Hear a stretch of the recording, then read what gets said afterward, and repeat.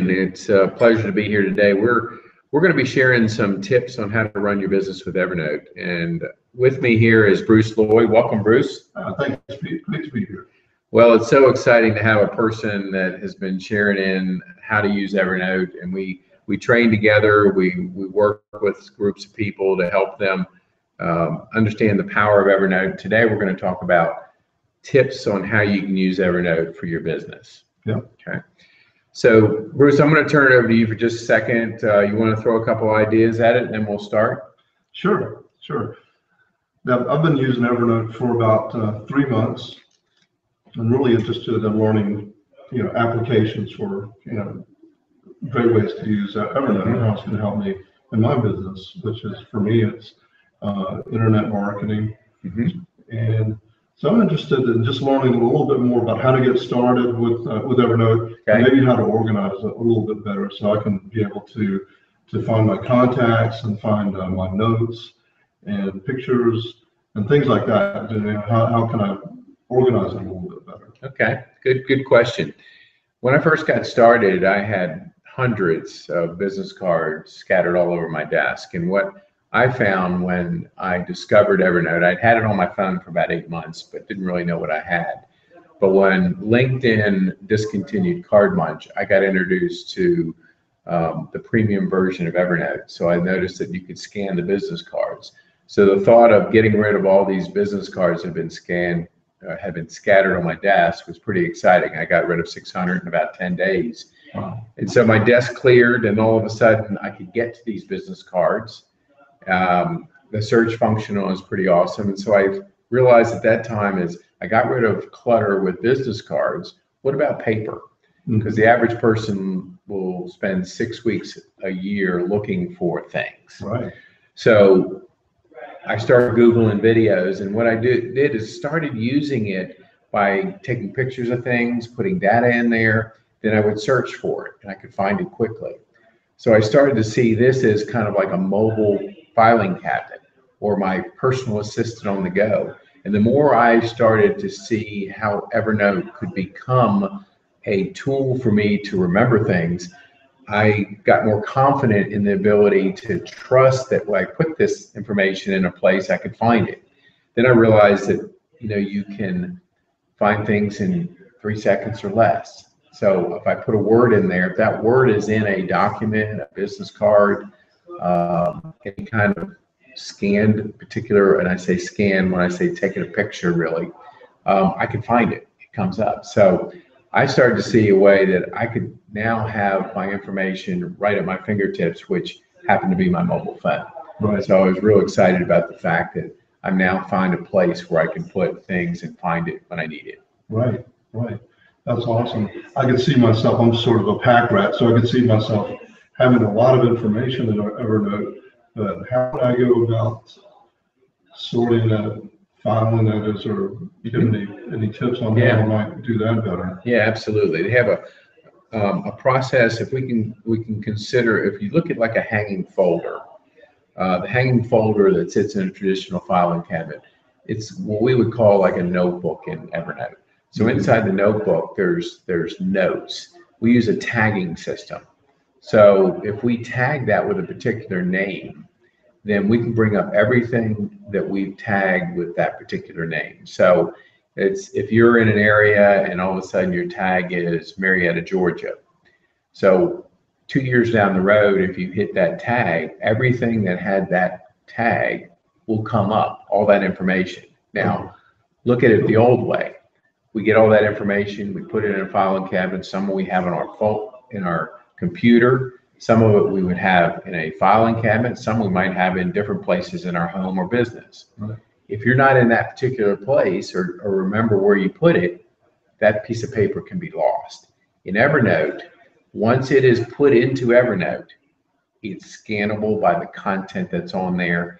And if you put a tag on there, you can find that particular piece of information quickly. Oh, that's awesome. So that's been a real advantage, is to have a way to find information when you need it, right from your phone, tablet, or PC. Right. So I have this information, documents or note that I want to share with someone. Mm-hmm. can I do that? How would that work? How to phone Yeah. share, say a menu or just a document that I found? How would I go about sharing? Good. What I would do is, so if you said, hey, can I get that menu from Otters, and I've taken a picture of it. So what I would do is pull up the word Otters. All of a sudden I'd find the menu. Then I'd hit a function called share, and then I can email it to you. I can text it to you. So there's various ways I can send it to you. I can even post that on social. So the sharing and collaboration is a powerful part of Evernote, because once information is in there, I can easily find that information and put it in a way to give it to you. Mhm. So it's a digital file that rests in Evernote. So it makes it easy for me to share it with people. Wow. So that gives me some ideas. If I had say a resume or a brochure about my business, it seems like that might be a good application for Evernote. It absolutely would. We talk about a thing called a digital brochure, Mhm. which has content on it. It could have a picture, a video, you could have text, it could have links to articles, it could have different pieces of information that are attached to a note, which the note links to the cloud. Mhm. So that note can be updated, it can be changed. So if I send you my digital brochure about my business, then 6 months down the road, I find another piece of information. Maybe it's a article that was written about Evernote and how here's an idea for educators to use it.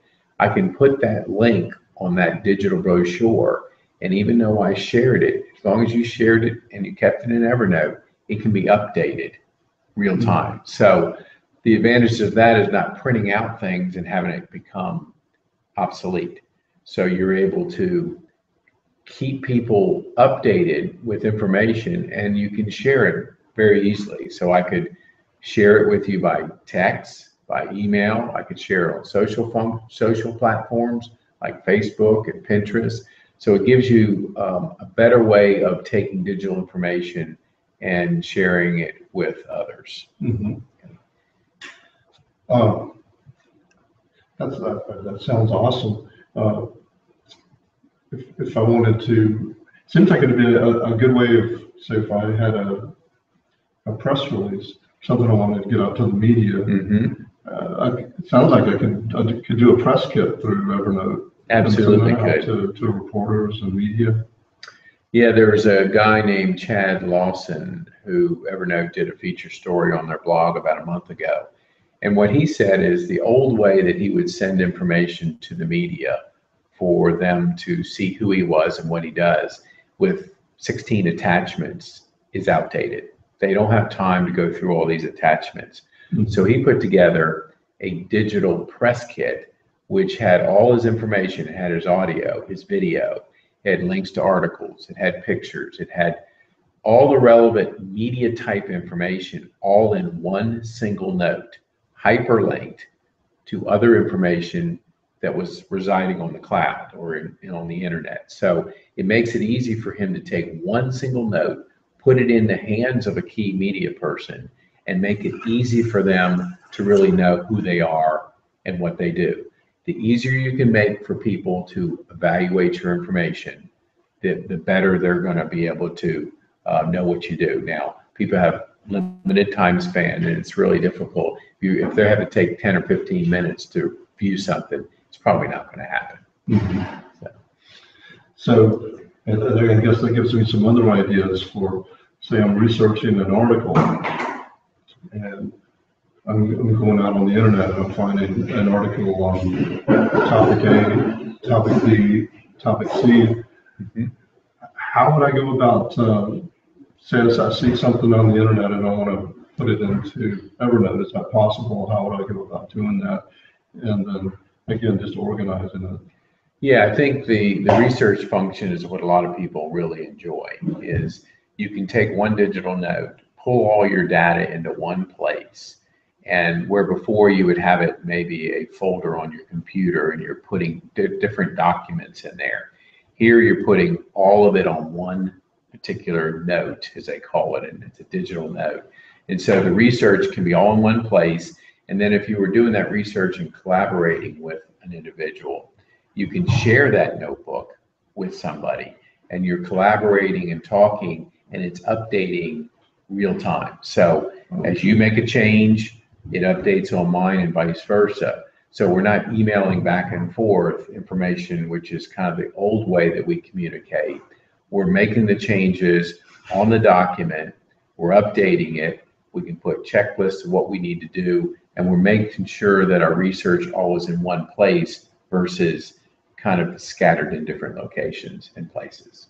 Wow, I can see a lot of value in that, and collaborating and keeping it all in one place, and just on the fly being able to change a document.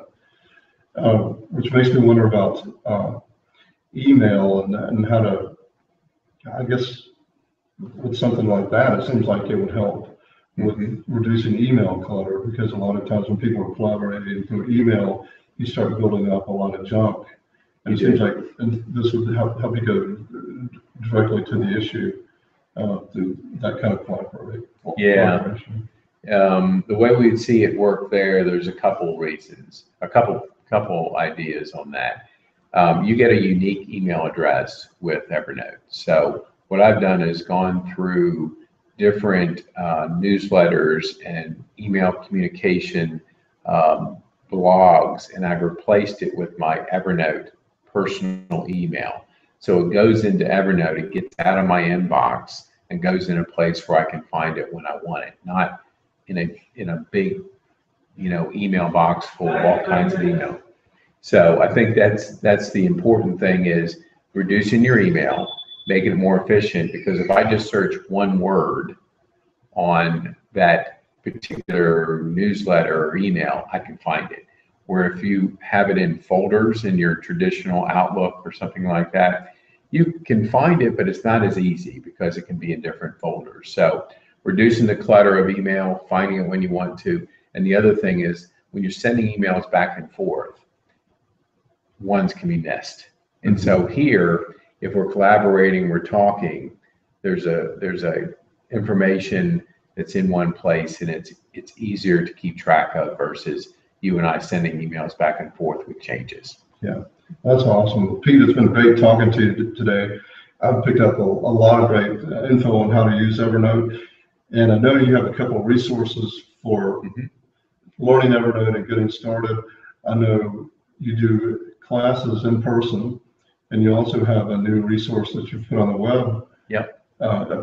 What's the name of Evernote? That's evernotecampus.info. So if our listeners will go to that that domain, I'll put it also on the description, so you can click on that and go there. Okay. And then if you're in the Atlanta market and you'd like to attend live workshops, go to that same Evernote campus.info, and there's information about our upcoming workshops.